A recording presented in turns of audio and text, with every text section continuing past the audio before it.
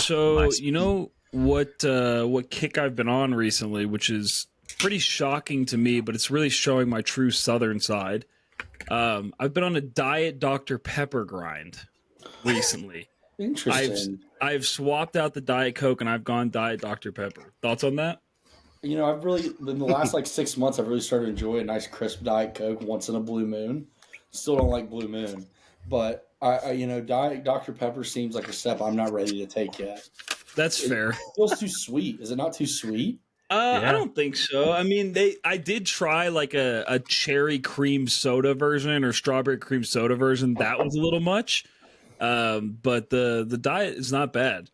So not bad at all. Also, I will say for those that don't know, we're late because Xfinity ass fucked me once again with my internet situation. And you know what? I wrote a poem in reference to what I just went through. At my request. But when I wrote it, I was really angry, and there was references to a recent assassination that just happened. And I don't want to end up on a watch list, so I think what I'm going to do is just read it to Trey and Anthony after this, and then we can, if I need to chop it up and throw it in, I can. So yeah, I just A little disappointing, but also teasing us. Yeah. But also, like, can we talk about the recent assassination thing a little bit and how this guy's our new hero? Yeah, I mean, he's a fucking legend, and I am a little disappointed that he got caught in a McDonald's. I think he wanted to get caught. I think he did too, and I'm sure there's a reasoning for that. But man, wouldn't it have been so much cooler if they just never fucking found him? Like that would have been way cooler, way funnier. Mark-ass McDonald's employee. Yeah, honestly, McDonald's, like, you're on his side. He wanted that reward money, man. This is why I'm on a Burger King kick, just because of this. I'm boycotting McDonald's right now. Wait, how much was the reward money?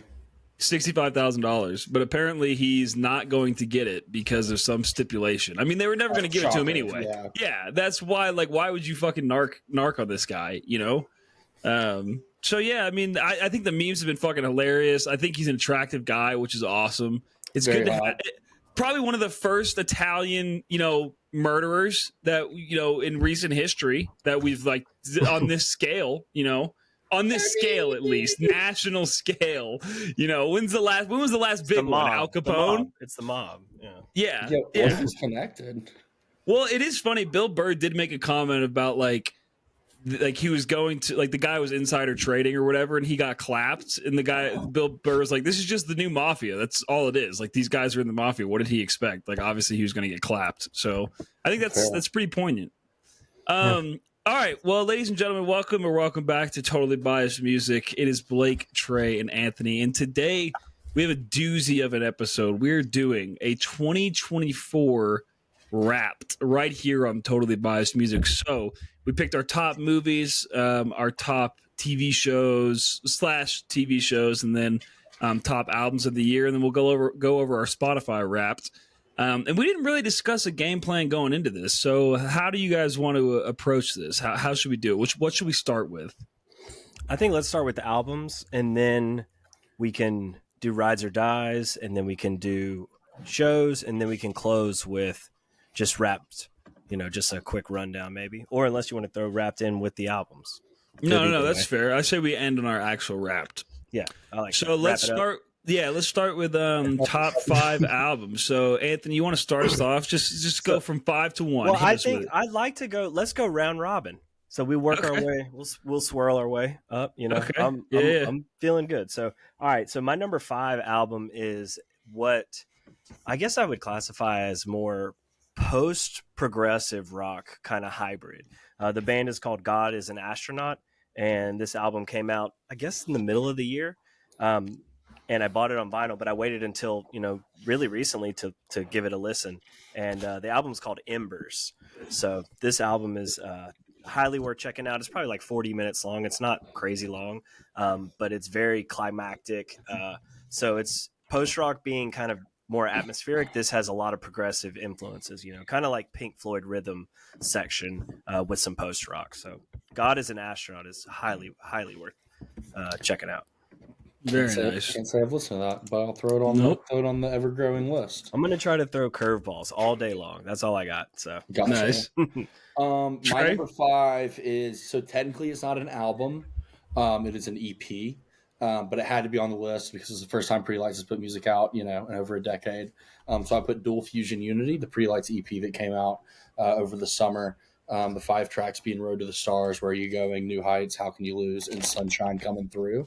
It is, not necessarily an official release, as in it's not on streaming platforms, probably because of licensing issues, but really just a fantastic EP that the more and more you listen to it, there's just all kinds of layers. All those songs been getting really well rinsed out on tour. And what a tour too. Tour. We'll save that for probably a whole separate conversation one day. But I don't know, Blake, if you saw that the song they closed with was Dream On. I did not. By Objects in the Mirror by Mac with Miller. Pose. Yeah, Mac Miller. God. Nice. Really cool. That was because Aerosmith is from Boston. So they did a bunch of Aerosmith stuff. That's a tearjerker. Yeah, so I'll send it to you. You might actually enjoy it. Yeah, that's my number 5. Very nice.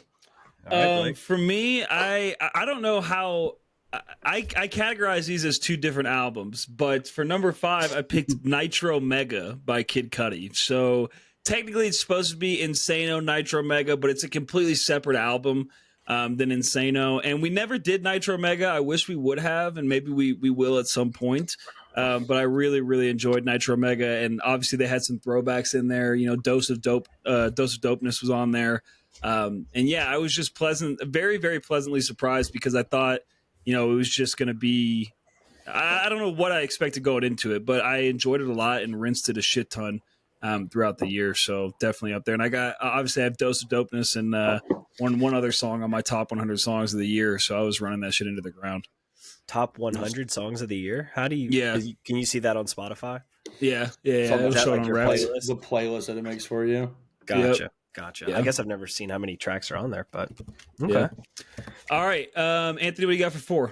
Number 4 is an artist we'll talk about when we get to Rides or Dies, but Ott, his new album came out this year, and fucking, if you know Ott's music, like if you're very familiar with his sound and his style and his kind of soundscape approach to music, this album for me takes it to another level, and you could see easily how this album can translate to a live show because there's just so much more energy in this production than in past. But Ott's music has always been beautiful. Let's not get it twisted.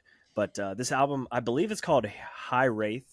Well, Hiraeth is how you spell it. But I think that's right. Yeah, phenomenal album, and we'll talk about it more in a little while. Nice. So, this is my number 4. For me, number 4, I have Wall of Eyes by The Smile. The Smile put out 2 albums this year. Of those 2, I would say this one's definitely my favorite. Every song's not every song, but most of the songs are kind of this very dramatic build into a lot of different Johnny Greenwood guitar work. And it just flows really well. I think it's probably their best of the 3 records they put out so far. I've also heard some rumblings from some relatively reliable sources that Radiohead will be going back on tour this year. Interesting. Yeah, so keep an eye out for that maybe. Seems like it's high hopes, but hopefully 2025 we see the return of Radiohead now that The Smile's kind of put out a decent amount of music. Right. Fuck yeah. Either that would be sick. Seeing either of those bands. But but Radiohead tour would be a little bit different. Bigger. So would bigger this production. Yeah. No, I get it. That'll be fun. Yep. All right, for me, number 4, I wrestled a lot. I got a lot of honorable mentions too. I'll probably throw in at the end, but I had to put F1 Trillion Long Bed. Long Bed being the important part there. Has to be the Long Bed version because I need that solo posty at the end. But if anybody's curious on our thoughts on the album, go back and listen to the episode. But I thought it was phenomenal, and I was really, really impressed with what Post was able to do there, and have been listening to a shit ton of country music. You know what's fucked up, though? So this is just a quick aside. Everybody's been talking about how much of this rap sucked because apparently they fired a bunch of people and a lot of it is AI-driven. But, we don't have top genres this year. We don't have a lot of shit, but I was really interested to see where country music stacked up next to hip-hop for me this year, and I didn't fucking get it because I've been listening to a shit ton of country music. So, quick aside. Yeah. That just seems so wild. Over. But, I mean, the data should not have gone away. I mean, it's not like you can't have this stuff categorized. I mean, that's It Yeah. seems like that would be too simple, but Who knows? I wish Yeah. Bandcamp had a statistical kind of follow up too, because SoundCloud, did one this year. So I mean, Bandcamp, get on there for sure. All right, what do you got for 3, Anthony? Let's see. Number 3 is an artist that we haven't done on the podcast, and I really want to bring this album to the podcast. I'll do it next year at some point. The album is called 3, and the artist is Fortet. It's an IDM, so like synthesizer, exploratory kind of music, but the rhythms and the tones and the emotions that come from this album are just there's something to experience. It's not that long. I think it again is like around 40 minutes or something like that. So pretty easy listen, but headphone music without a doubt, but so clean, so good. So Fortet, and the album is 3. And ironically, I guess that's my number 3 album. Fuck nice. Yeah. You do that on Very purpose? nice. No, I'm just First off, Bandcamp has a lot more to worry about working out before they start working on a rap. To like maybe a proper search. That's my. feature. Yeah, I would agree. I would agree. Bandcamp. But like, it's amazing the people that still use that platform. I feel use that platform pretty regularly. I mean, I still use Bandcamp. It's just a pain in the ass every time. My number Bandcamp do not sponsor us. My number 3, and I'm sure I'm going to get some groans from a certain Blake Poljask on this one, but I got to give it up to King Kendrick, man. That new album, GNX, oh my God, it absolutely shreds. It's just like Kendrick back to old hip hop roots. The production on it's fantastic. The thing will beat down your car speakers, bar after bar after bar. Just continuing to stay on the throne. Definitely my number 3. I wanted to make sure and throw some hip hop in there. I think it's probably the best rap album of the year. So what is it called again? GNX. GNX. Well, here's my counter to that. My number 3 is Might Delete Later by J. Cole, because Might Delete Later. Y'all are so cute. Fucking Might Delete Later also slaps. Slaps fucking hard. And man, I like when Might Delete Later first came out, and I mean, J. Cole was in my top artists. I can't remember which number. We'll talk about it later. But like, I listened to Might Delete Later religiously, dude, and I just love the way that he's rapping on this, the beats on it. Like, there's so much about it that I like, and the surprise drop was fucking sick. And I love those moments of like when an artist drops unexpectedly that you're really looking forward to. Like Cole's done it, Eminem has done it multiple times. Obviously Kendrick did it this year, but yeah, I really loved My Delete Later. So that's my number 3. Nice. Well, my number 2, y'all are not going to believe this, but Drake, no, hell no. Not That's in big 3, this baby. universe, not in any It's just big realm three. of possibility am I picking a Drake album. So my number 2 is one of my favorite artists, and I think this is like one of my most listened to artists on Spotify, because he came out with an album this year, and I rinsed it regularly. It's like 30-something minutes. It's so good. It gets better with each listen. And I think this music is pretty medicinal for me. I mean, it's really calming, and just kind of being able to check out from reality and just get lost in this music. Plus, driving to it sounds amazing.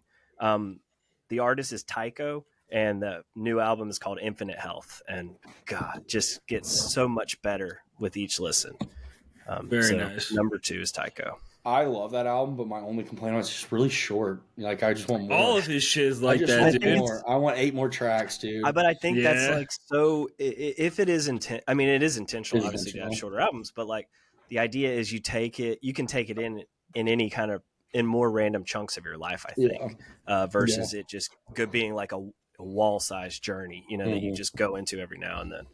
He played the after party for Vegas on the last night, and it was like he was the headliner. They did that thing where like the headliner plays like the prime slot, and they have like someone play after him. So he played from like 1 to like 3. Dude, just shredded it. It was awesome. Oh, it's so good, so good. Like, is the best. Mhm. My Nice. number 2 album is Flight B741, like Gene Gizzard and the Lizard Wizard. I love this album. I love like that they've kind of taken like a really like back to blues basics type of like 70s English rock music like take on their sound. And they already have put out announced a second album of essentially B-sides from this album, but they were with an entire orchestra. So that's going to come out early next year, and then they're going to tour with an orchestra. Damn. So they're continuing kind of to build on like that whole like this whole era of their music. So looking forward to see what's to come, but just like the whole rollout of that was really great. They did like a thing where they partnered with a youth organization called Song for Kids, where it takes like children that have like special disabilities and whatnot, and they like actually made like a choir out of them. They're like playing with them too. There's like a whole like 5 or 6 minute video on YouTube. I'll send it to y'all. But yeah, King Gizzard and Lizard Wizard number 2, Flight B741. Very nice. So for me, I'm going to throw in an honorable mention here with my number 2, because it was tough to pick between these. So for number 2, I have Where I've Been Isn't Where I'm Going by Shabuzi. Obviously, you guys know Shabuzi's been my boy this year, holding it down for me. Love that fucking album. Love him as a person. His show is awesome. And if you haven't listened fully, please go listen. I promise he has other songs besides Bar Song. And they're all a lot better than Bar Song. So please go listen to Shabuzi and support the boy. I even bought a hard copy of his album while I was there. Got him some of those sales numbers, pumped those up a little bit for him. But then my honorable mention is Highway Prayers by Billy Strings, which was also obviously a fucking banger of an album. Very, very good. And I wanted to have a few country albums in here. Shabuzi obviously just took the cake because I love that album so much. It's a little bit more digestible, right? Because Highway Prayers is 20 tracks. But yeah, I definitely had to give the shout out to old Billy there. Nice. All right, Anthony, big one coming up. Number 1 album.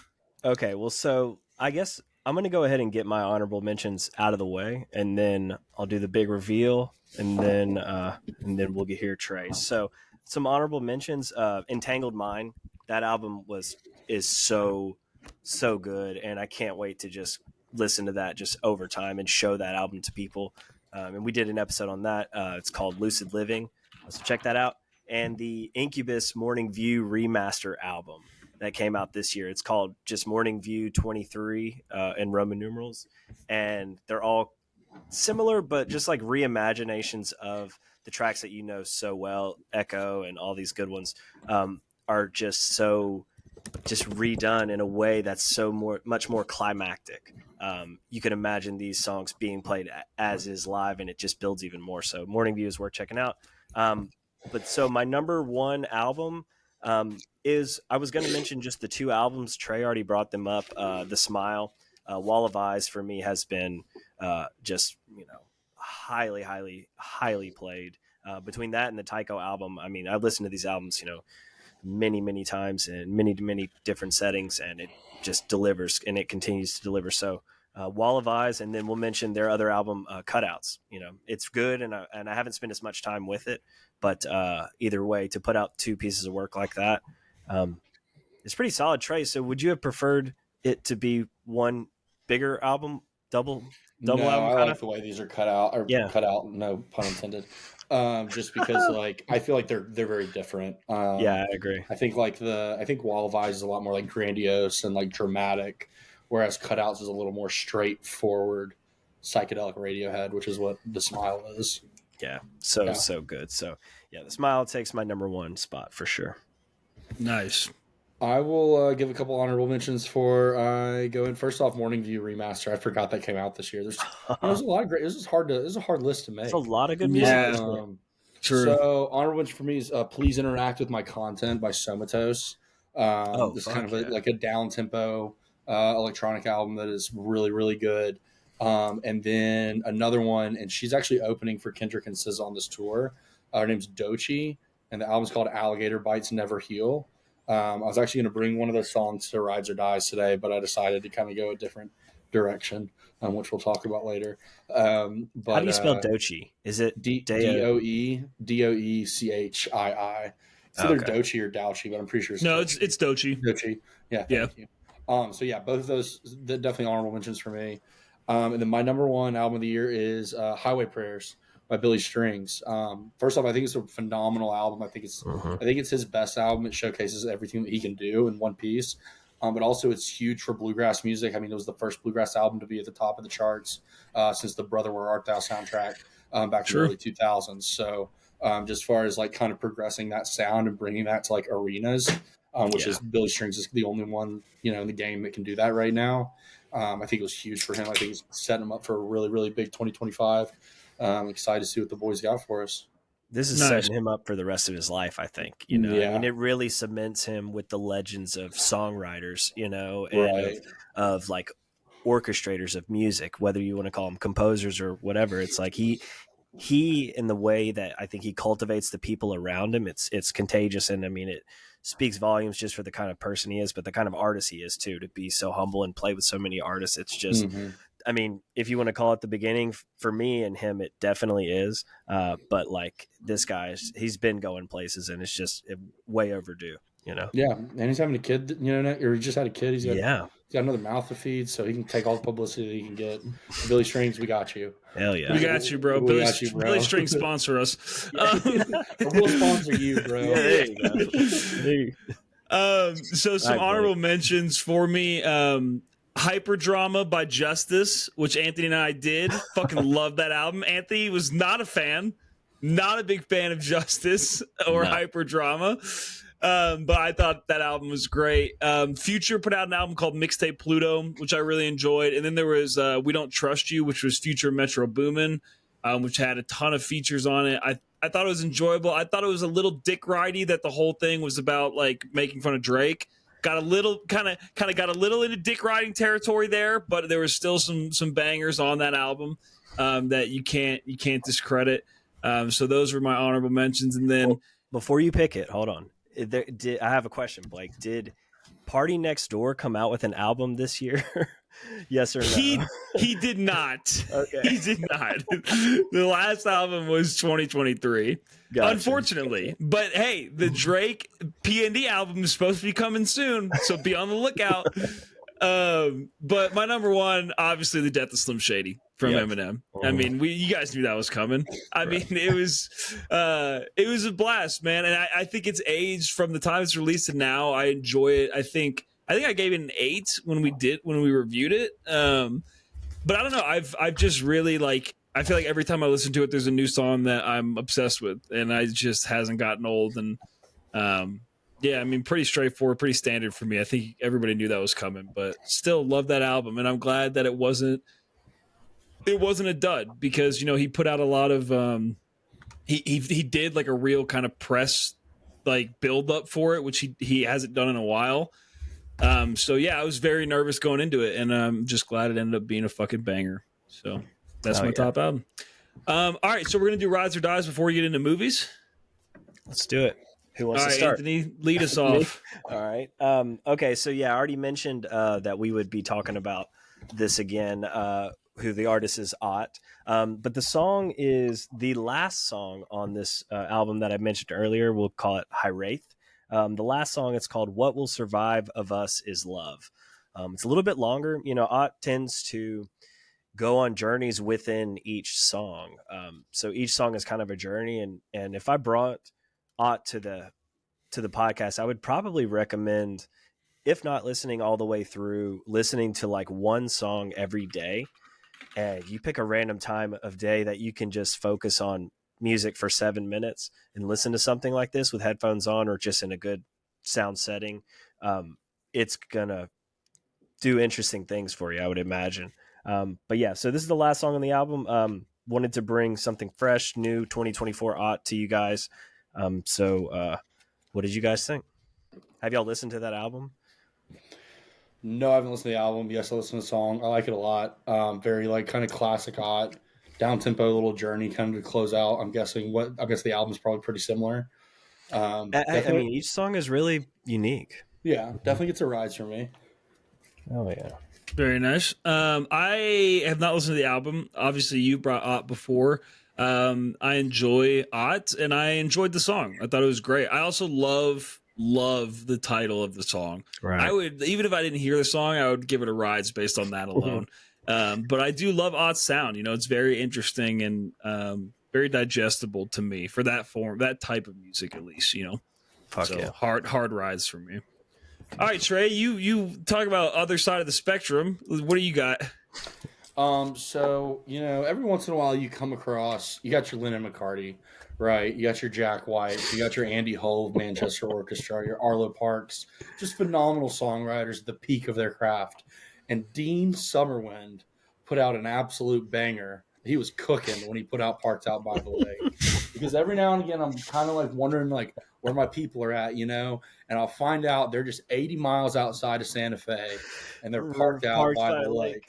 And It feels. If I had a nickel for every time that's happened to me, if I had a nickel for every time that I was out there, and that's where I was parked, it was out by the lake, the one that was 80 miles from Santa Fe. You would be just shocked how many times I was parked out by that lake. You know the one, right? The one that's 80 miles. It would be a lot of nickels. It'd be a lot of nickels. Okay, so someone showed me the song when we were after How a long show. have you been holding on to this? I've been holding on to this for a minute. I've like just this is gold. I remembered it the other day, and I was like, "Oh, this is the time." Oh man! And so Corey Eby showed me this song. Oh my god! After a Pretty Light show, we were like in the Hampton Coliseum parking lot, and he was like, "Yeah, before I leave, y'all got to listen to this." And like blasted on a Bluetooth speaker, and like. At first, it was obviously quite annoying, and then it just like as it keeps going, it's like this is so fucking funny. Mm-hmm. So I'm curious if y'all think this being parked up by the lake 80 miles, the one from Santa Fe, right. If it rides or dies for you, Anthony. Oh, epic! My favorite rides or dies, I think, up to this point in the podcast history. I mean, I have like never been so surprised and just laughed for the duration of the song, and continue to laugh afterwards. So like epic song. I can't wait to just drop this on just people in that same way that Corey did to you, because like, I mean, how cool is that? I mean, it's just it just catches you off guard. I mean, it's just hilarious. So great pick. Dean Summerwind. The funny part, Summerwind. Dean Summerwind. It's another country music guy who like this is like a little like thing that he did. Yeah. But the funny part about this is you will at some point like in the near future. So he like, I'm sitting here parked on my like it'll just pop in your head. It's hooky. Like. I mean, absolute fucking banger. And like for a little bit, I was curious as to where he was parked, but as I listened further, I figured out where exactly he was parked, which is by a lake at 80 miles from Santa Fe, which we're not exact. It's not give or take a mile and a half, but yeah. And I thought 80. Like it's always good when a song really drives the point home, And also, I don't know if you know this, but there's a Parked Out by the Lake (parentheses) sad version on Spotify. I am aware of the sad version. In case y'all are curious, the lake in question is called Lake David in New Mexico. Someone on Reddit did narrow it down where that lake 80 miles from Santa Fe could be at. I gotta listen to the sad version when we get done with this, man. Yeah. What is his other music like? It's just kind of like pop comedic.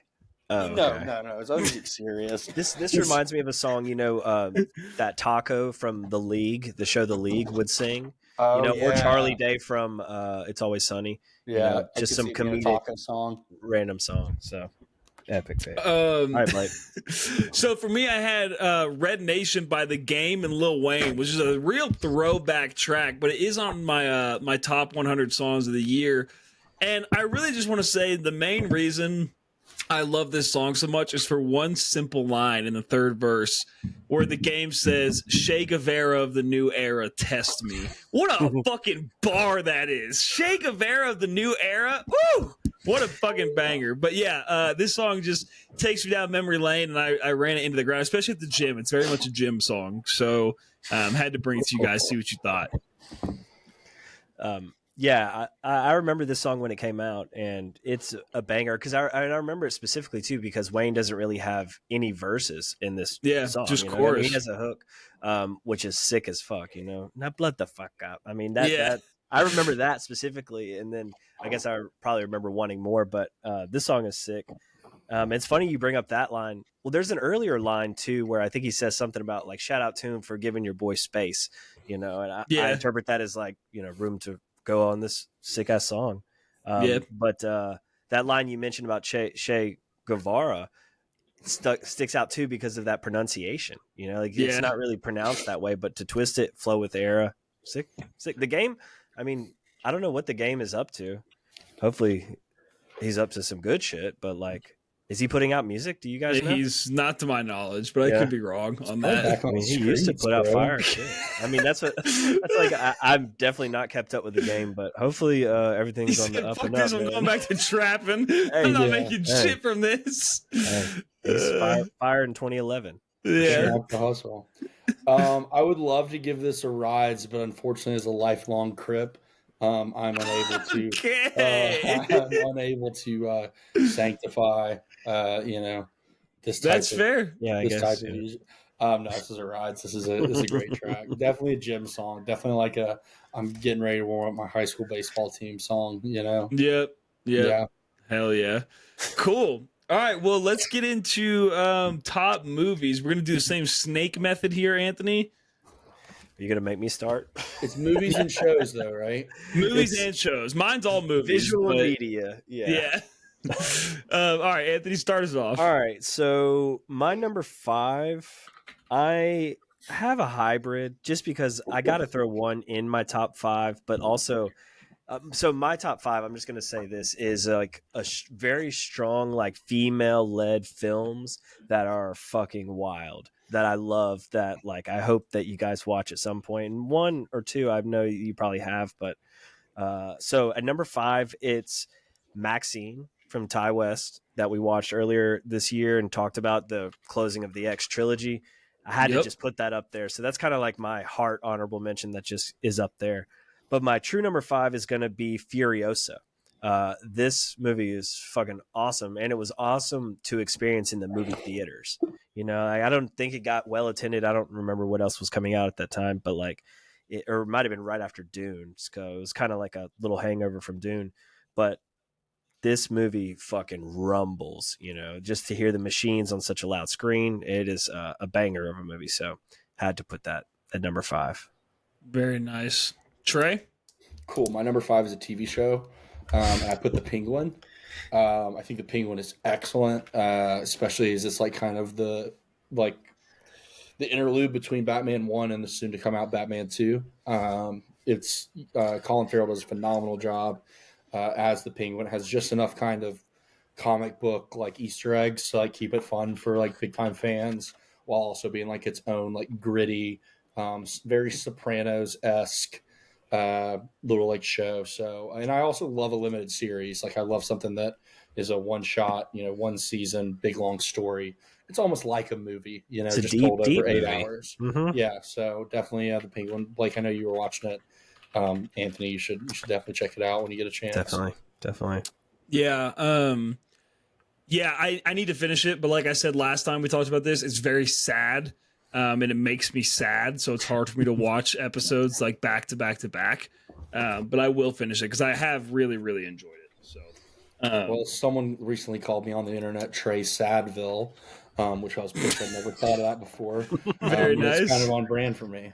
Yeah, true. Very true. All right, so this list was very, very, very difficult for me. So I'm going to throw with each one. I'm going to throw in an honorable mention because this is a big list. All right. So number 5 for me is Twisters, which if you haven't seen Twisters, go fucking rent it. I don't know if it's streaming. I got a hard copy. Fucking wild ride. I still think Daisy Edgar Jones deserved a sex scene. We're not going to get into that. I feel like her, Glenn Powell together would have been magnificent. Whatever. I'll let that lie. But love Twisters. Thought it was electric. Thought special effects have gotten so good. So yeah, that's number 5 for me. And then for my honorable mention for number 5 is A Quiet Place Day One. So Anthony and I talked all things Quiet Place earlier this year.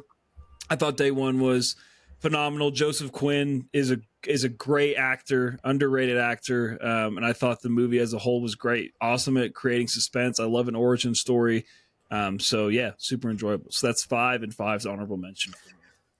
Something Blake on Twisters. So as far as natural disasters go, there's this series that I've found. I forget where it's streaming, but it's called In the Eye of the Storm. it's all based around real-time shot footage of these natural disasters, and Yeah, there's I've a lot of seen that. tragedy. Yeah, there's a lot of tragedy, so it's deep and it's heartbreaking, and it's also like uplifting too as far as what happens after tragedy. But like, it is wild to see the footage that people have shot, with their phones, and all the storm chasers too that are just kind of renegades like these guys. So I've been wanting to mention that show, In the Eye of the Storm, at some point. So what a Nice. better time to do it. So Yeah. sick pick. My number 4 pick is a film that recently came out. It is probably going to get nominated for Best Picture. I don't know if it's going to win. I think Wicked is really, people are talking about it, but we'll probably talk about that at some point. But my number 4 film is called Honora. It's by this director, Sean Baker. He did The Florida Project, so he's done some kind of art house types of films. Mikey Madison, Blake, from the Scream film we just watched, she's the lead in this movie, nice. and it's wild. It's this kind of like story about a exotic dancer, stripper, sex worker who meets this guy who's also tied in with the mob, and the story kind of just takes off from there. And it's this wild journey, very much worth watching. It's a little bit longer, but what a great and wild and emotionally twisting movie. It's called Honora. Fuck yeah. Cool. I am one to definitely be prone to recency bias, and I just watched Wicked in theaters and had a phenomenal time. My number 4 pick is Wicked. Thought it was great. It was like I was watching Harry Potter for the first time, just like kind of with like the whimsical, magical like school setting, and just like some fun themes throughout. And I really liked most of the musical numbers. They're a lot of fun. I especially like the one where they're like in the like club or whatever, and they're all like doing the dancing and whatnot. I'm like learning to like the green skinned girl, free my girl Yoda, and yeah, I loved it. The thing is, I've never like seen Wicked like the musical. I've never heard like the soundtrack. I was going into it like completely blind. Didn't really know anything about the plot other than like Wizard of Oz offshoot. So you still don't know what, I guess, the rest of the story. And I don't. I'm trying to stay away from it. Stay blind. Stay blind. I mean, it's fun. It's gonna be hard, but So they're making a second one, correct? That's only the first half of the plot. It's like the first act of the play. Yeah. Oh, interesting. Yeah. I will not be watching the second one, so I'm going to look that up.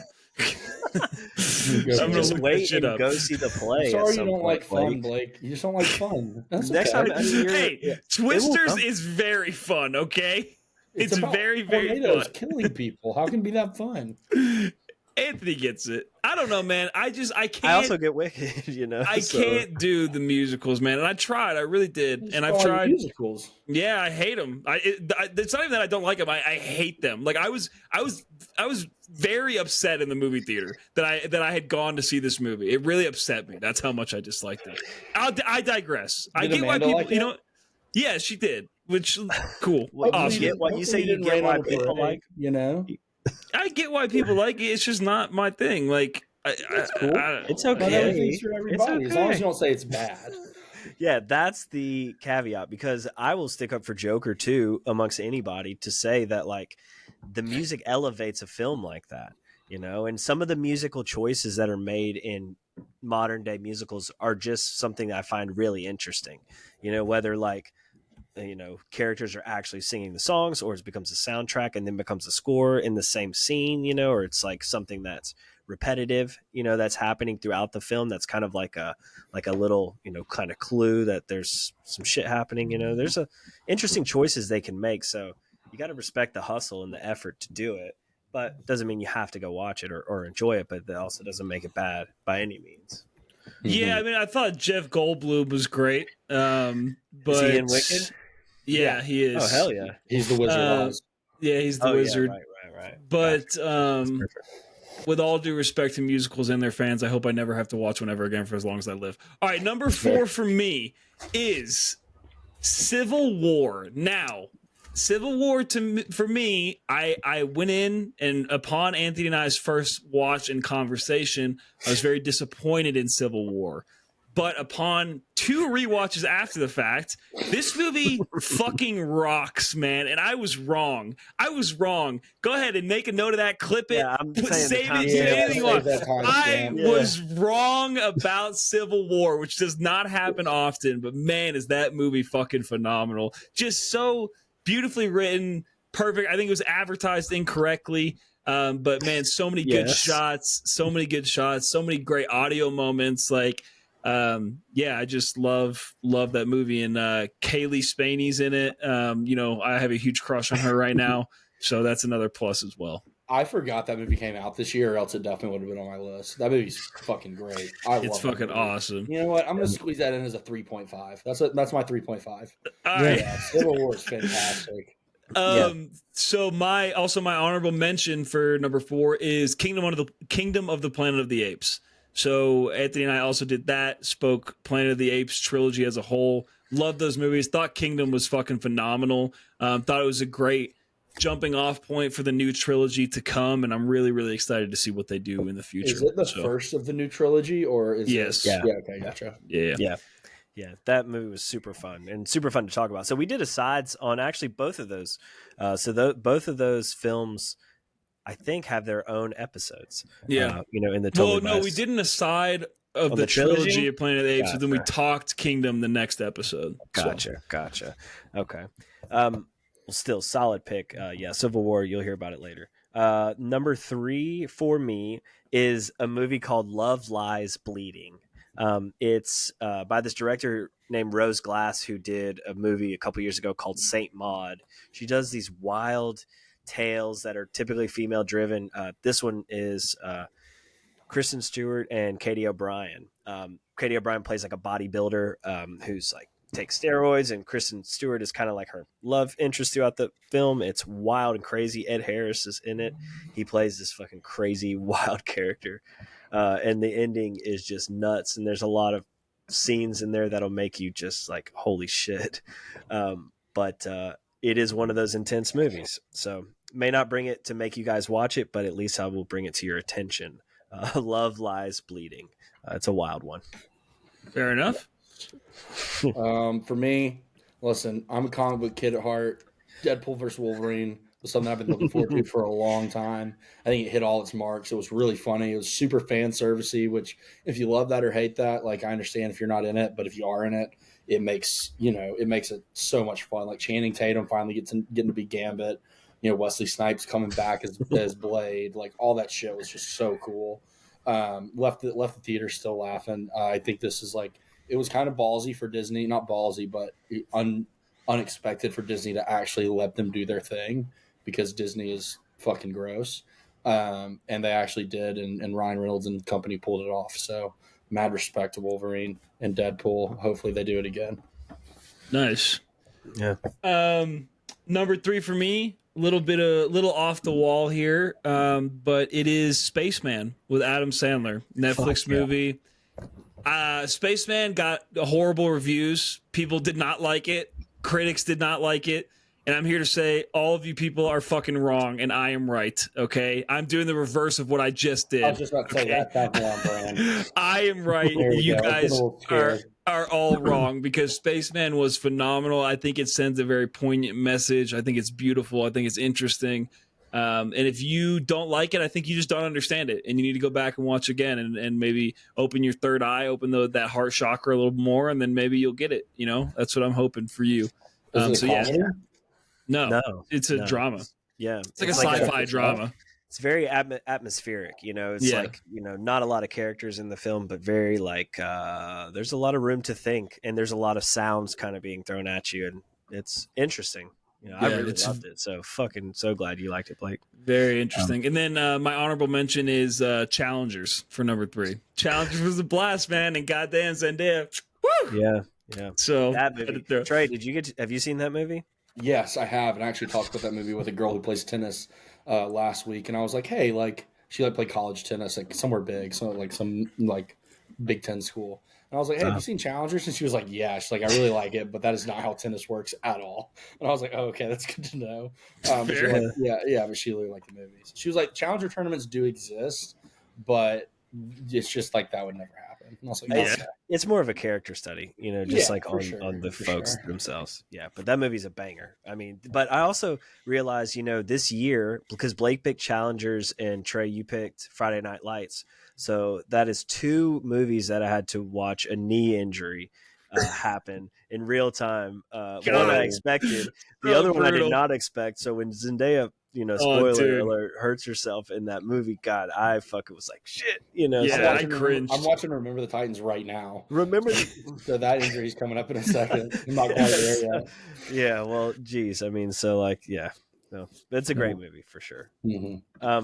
Blake, also teaser for the next movie that I get to pick is going to be a space movie. And that's really all you get, but like, it's going to be a good one. I'm very confident in that.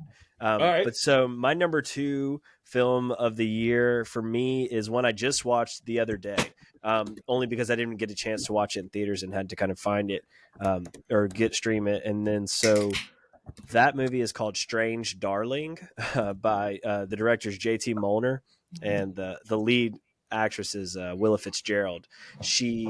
The story is told in chapters that are delivered in a different order. Not like traditional 1 through 6 narrative telling. So you kind of put the pieces together, and certain things that have happened, and then you're trying to realize how they happened, and then the story continues to develop. It's crazy. It's action packed. It's a head spinner. Strange Darling.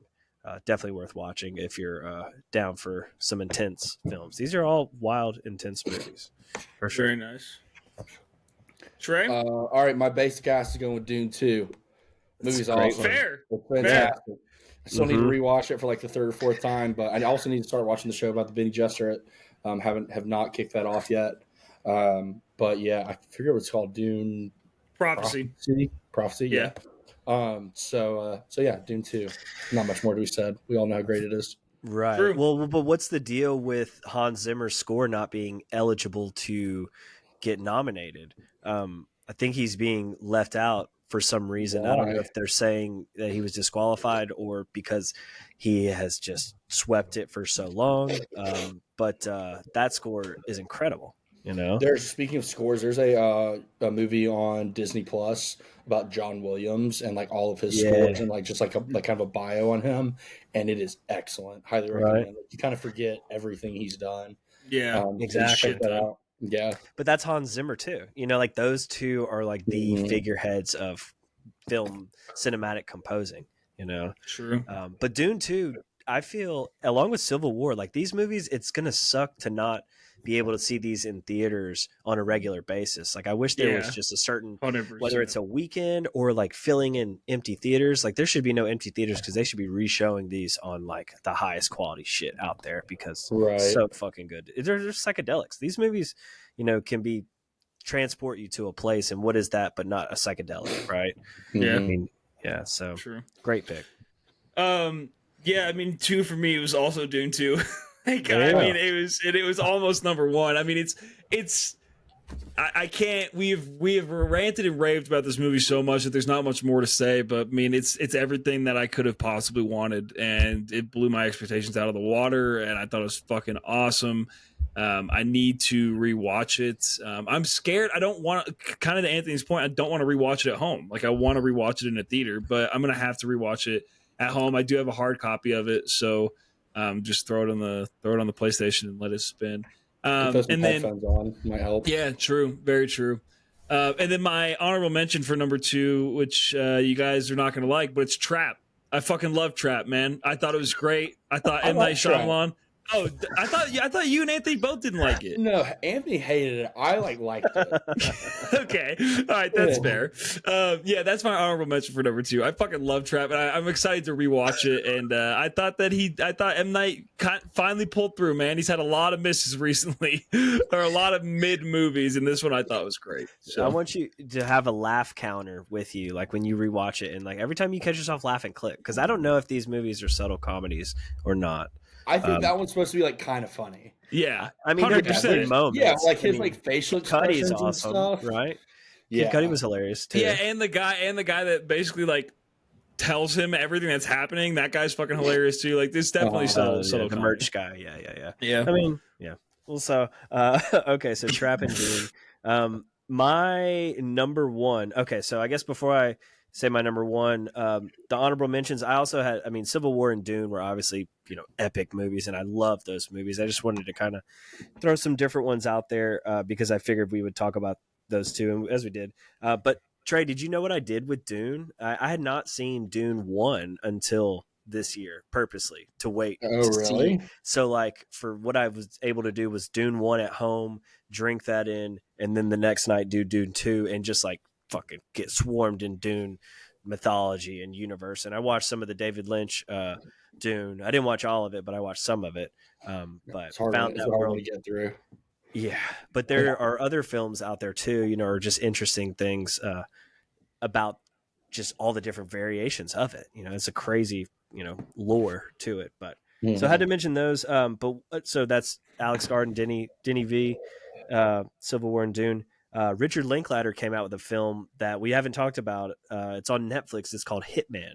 Have either of y'all seen Hitman? I've seen it. It's great. Yeah, I have awesome. not. Blake, you will love it. Glenn Powell and It's another hilarious. beautiful. Oh no, It's I hilarious. did It's because hilarious in a it's a weird comedy, way. right? Yeah, Yeah. Comedy. Yeah. Yeah, I It's thought awesome. that movie was great, and that chick is hot Yes, she too. Whoever the is. fuck Yes, is in she that is. movie. Mhm. Yeah, that's a great movie. Right. And one other honorable mention that hasn't come out yet, but I just know it's going to be an epic movie and hope you guys go see it. Nosferatu, Robert Eggers, comes out on Christmas. So put that on your radar. Go see that in theaters. It's supposed to be insane. But my number one movie is something that I've mentioned multiple times on the podcast and will forever give you the option to choose this movie when I pick a film, The Substance.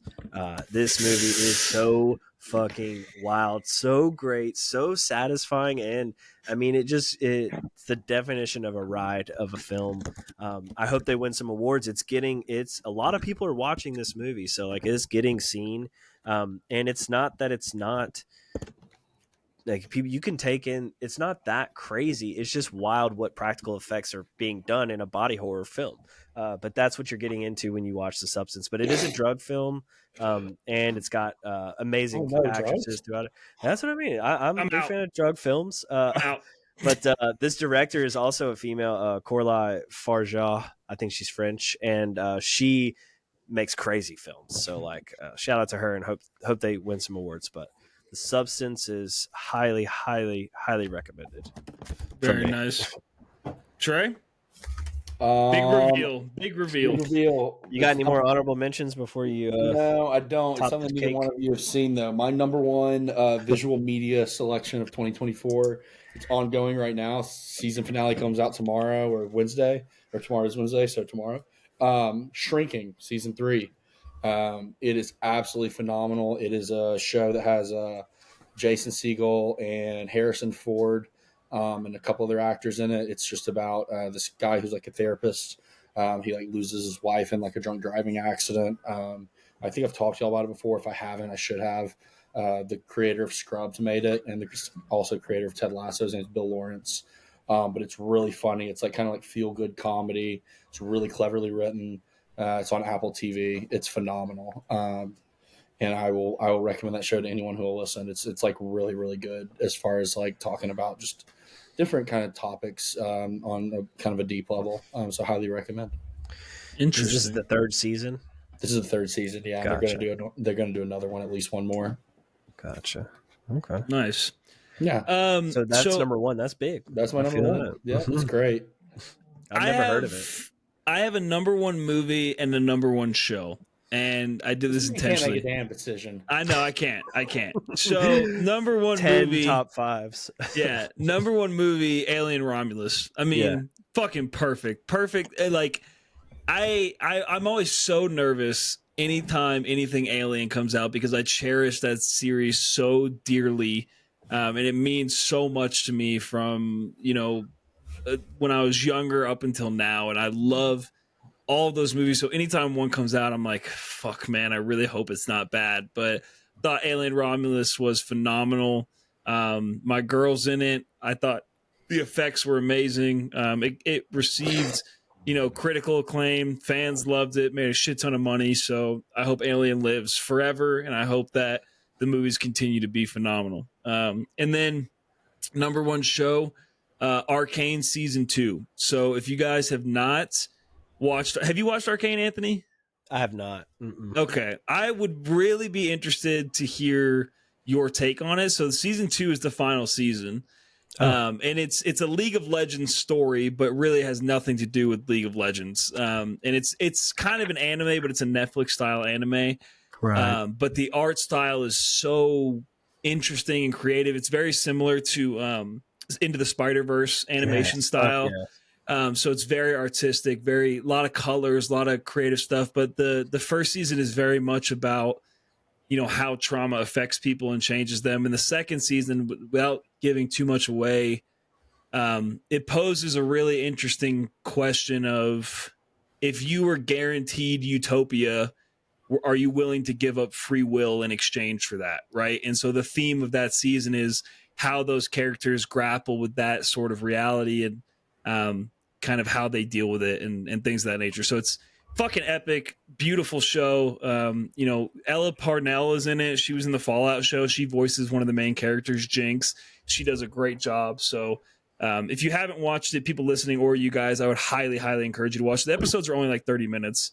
So it's not a super long watch. I know, Anthony, you're intimidated to start shows, but this isn't a 6-season show, so you should be able to bang through it. So, well, let me mention this because I just started Monsters, the new, the new one on the Menendez brothers. It's fucking wild. Exactly what I want in a series. But also shout out Tires. Have y'all watched Tires? I haven't watched with it Shane yet. Gillis? Oh, it's fucking epic. It's I've hilarious. watched it like twice, but like both in like one sitting. Exactly. Yeah, it's like a 2.5 hour maybe commitment to just blast through it, but like it's contagious, like comic energy. It's really good. Nice. Mm-hmm. All right, well, we don't have a ton of time left, so we don't run too long. But let's bang through our raps real quick, so we can do top songs, maybe top artists, and then I had some interesting factoids I wanted to throw out. So, Anthony, you want to start us off? Yes. So okay, I'll go through my top artist first. So number 5 on my spot, and this is, like I said, mindful. This is Spotify. I do listen to a lot of Bandcamp, primarily Bandcamp or the old-fashioned iPod. Still rock that regularly. So number 5, Revolution. Number 4, Emancipator. There's a vibe here. Number 3 is Dredge, Blake's favorite. Dredge will be back in 2025, coming to your eardrums soon. Number 2 is The Smile, and number 1 is Old Faithful Tycho. So nice. Top artist for 2024. Do you want to do top songs too? Yeah, I mean it's nothing groundbreaking. The top 4 or 2 through 5 are all songs off of Wall of Eyes by The Smile. Because I mean, I listened to these albums all the way through, so there's not a lot of diversity when it comes to something. So if I listen to the album a shitload, you'll get these tracks: "Read the Room," "Wall of Eyes," "The Smoke" is so fucking smooth, and "Teleharmonic" off of Wall of Eyes is such a drum kick. Blake, that song is just on your fingertips, ready to go at any time. It's there. So Teleharmonic is worth listening to. My number 1 track is off of Tycho's newest album, Infinite Health. It's a track right in the middle of it. It's called Green, and this track is just so lush. There is a chord that they hit at the very beginning of this track, and Trey, listen to this at some point soon and tell me if anything resonates with you, because I'm trying to figure out what it sounds like to me. But it reminds me of a Sound Tribe song, and it's an older one, and it's a down-tempo one, and it's very guitar-based. But Green from Tycho is just a song that will teleport you. So that album is beautiful, and like I said, can't go wrong with either of those, The Smile or Tycho. Nice. Also, wait, before you go, I don't know why I didn't remember this. The Game put out a duo album this year called Paisley Dreams, and it's The Game and Big Hit, and there's actually a fuck ton of good songs on that. I completely forgot about it, but then I just saw the album art. It came out at the very beginning of the year, so I forgot about it. Yeah, right? So you should listen to it. Shout out The Game. Shout out The Game. All right, Trey, what do you got? Still out here, not on the streets yet, baby. Yeah. All right, so my top 5 is pretty much the exact same as every year for the last 3 years. We love consistency. The one new one was Billy Strings at number 5. And then number 4 is Radiohead. Number 3 is King Gizzard and the Lizard Wizard. And number 2 is Mac Miller. Number 1, as always, is Pine Grove. So literally no changes. Did you get to see Pine Grove this year? No, Pine Grove's on hiatus. They're probably done forever. I'm sorry to hear that. But I did get to see King Gizzard and Billy Strings, but I did not get to see Radiohead. I didn't, get to see Mac Miller because he's dead. And then, And so my top 5 songs are interesting though. Number 5 is "Tie My Hands" by Lil Wayne, just because like after the hurricane and everything, I listened to the song on repeat. Number 4 is "Collapse and Sunbeams," the first song from Arlo Parks, that like spoken word poetry thing.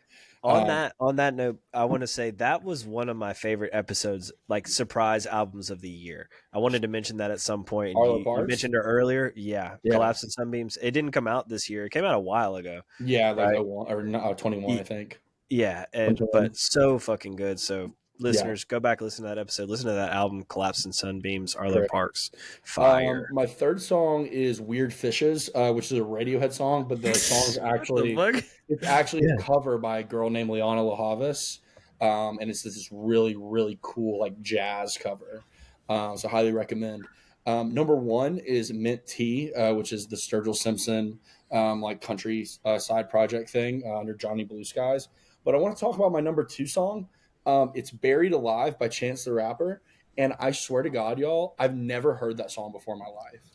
I went to play it. I told you this shit fucked up. I went to play it and I was like, I don't know this song. Like, I'm like, not only have I not listened to this a lot, like I don't even recognize it. Wait, we're talking conspiracy right now? I mean, I'm telling you, shit's fucked up with rap. Shit is fucked up with rap this year. So I listened to "Wraith" a lot, which is a newer Chance the Rapper song that is very good. Chance has fallen off, but I will say that song is sick. The body to body to body to head. But yeah, "Buried Alive." You had never listened to it. Did not recognize it in the slightest. Maybe I listened to it at some point. No, Trey, you would know. I mean, that's what I'm saying. Both of you guys, you're too aware of shit you're listening to. Yeah. Especially for it to be my number 2. Like the other songs, I'm like, I listen to that all the time. Yeah. Never even recognize it. So. I'm telling you, man, they fucked up. They fired 17% of their staff, and they're doing something shady. But like, again, data collection is fucking data collection. But data analytics is, you still have to analyze data and be able to put it in like it's not that simple. Mm-hmm. It's really not. I mean, top 2 songs. Yeah, bro, there's someone who works in the tech industry. Chance the Rapper, unless he's paying a child, Lois. When you have a child, until you have a child, until you work in the tech industry. I mean, data analytics, there's a lot of work that goes into it, especially on something that's that massive quantity. Like, it can't just be written off by a program. We're not there yet. True. We're just not. All I know is stats. And, Don't take my fucking job, AI. Well, going into that, I would like to say I know Spotify Wrapped is fucked up because my number 5 artist is Drake. And look, wait, did Trey pick his number 1, or was it? No, I know Mint Tea. Mint Tea. Gotcha. And look, all hating aside, I promise you,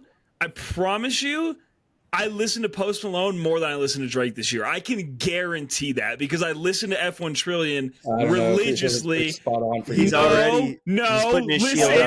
Listen. Shield is up. And I intentionally wait until November to listen to Drake albums because I know it won't show up on Wrapped. I plan that meticulously. So I'm telling you, Drake is not my number 5. I'm telling you, it's Post Malone. Okay, number 4 is motherfucking PND, Party Next Door, baby. PND forever. Number 3, Lil Wayne. Number 2, J. Cole. Number 1, Eminem, obviously. So let me spit out some interesting facts for you guys. Hold on, before you go there, I just am curious to know, like, what was your initial reaction when you woke up that morning and you said, oh, here we go. Spotify Wrapped coming at you 2024.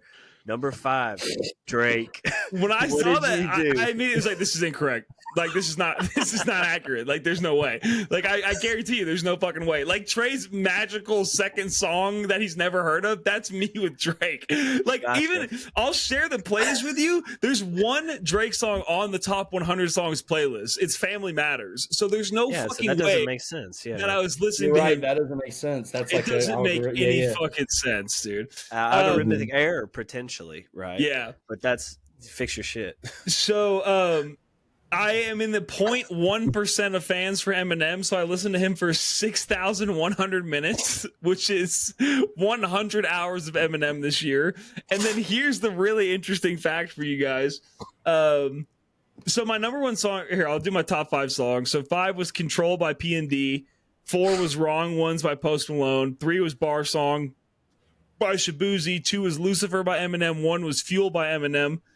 I am in the top 0.005% of listeners for Fuel by Eminem. I am almost the number one listener for that song in the world, which is fucking insane. I did listen to it a shit ton, so I know that one's accurate. But I thought that was super interesting. And then my total minutes listened this year was 40,674. Trey, you had a fuck ton, didn't you? 69,000. How are you, dude? When I posted 40,000, people were like, "How are you listening to 40,000 minutes of music?" Well, like here's the thing: is I listen to Pretty Lights live. I download all those sets and listen to them off my iTunes, and I listen to that all day too. Because I don't like, I'm not trying to be whatever, but from the moment I wake up to the moment I go to sleep, unless I'm in a bad mood, I'm listening to music. Like if I'm awake, music is playing. But if you're like, you can work, I guess you work from home, right? So I guess you can't hit. Or from home, I have about 20 hours of meetings a day. So during those meetings, even sometimes, if you work with me, turn away. I'll be listening to music in the background of meetings. I just have it turned down. Yeah, if it's like not something important. Just breaks like, the silence. If I'm not having to like contribute much, and I'm just like listening to people talk, I just like would rather listen to something. Interesting. Yeah, because like when I saw, because that was the same last year. You sent us those numbers, and I was like, how the fuck is he listening to 69,000 minutes of music? But I guess that makes sense if you just always have it on. First off, nice. Second off, true. Yeah, if I worked from home, I would probably do the same thing. To be honest, I would just have it on constantly. Yeah, I got shit on constantly. Cool. Yeah. Well, no, I mean, mine. Cool. I just want to say because mine, it's interesting because it has 47,000 minutes, but also had 26,000, almost 27,000 minutes of podcast listening too. Yeah, so like, fuck. I had about 25,000 of podcast listening, but that's not really fair because I sleep to podcasts. Now I turn on a timer for an hour. That's always because I don't watch TV when I sleep. That's probably how many minutes I've been driving. If you watch TV while you go to sleep, first off, it's really not good for you at all. But second off, that's a way to do it. Like stimulate the same thing without like without the light television on, without the light. That's what I do. Yeah, that's fair. All right, well, shit, sick year 2024. A lot of great music. I'm very, very stoked for 2025. I think 2025 is the year that TBM blows the fuck up. I think we blow up and we act like we don't know nobody except for our close friends and family in 2025. Exactly. That's so. All right, boys. Well, it was a blast. Everybody, drop if you want to comment your wrapped. Wait, go ahead. Do you Anthony? want to say what we're going to do next week? I mean, Trey can do the album. Blake, you can do the movie. What are we doing next week? I don't know. Just you pick the album and Blake picks the movie. Oh, we're doing American Beauty and Avatar: The Way of Water. Yeah. Sound like a plan? Yep. Beautiful. Yeah. Beautiful. All right. Everybody, we hope you enjoyed. If you want to send us your wrapped, either DM it to us on Instagram or maybe comment on the show. Let us know what your top artists were. We'll talk about it next episode if you're interested in doing that. But until then, see you guys next week. Trey, Anthony, 'twas a blast. And we'll see you all soon. Peace.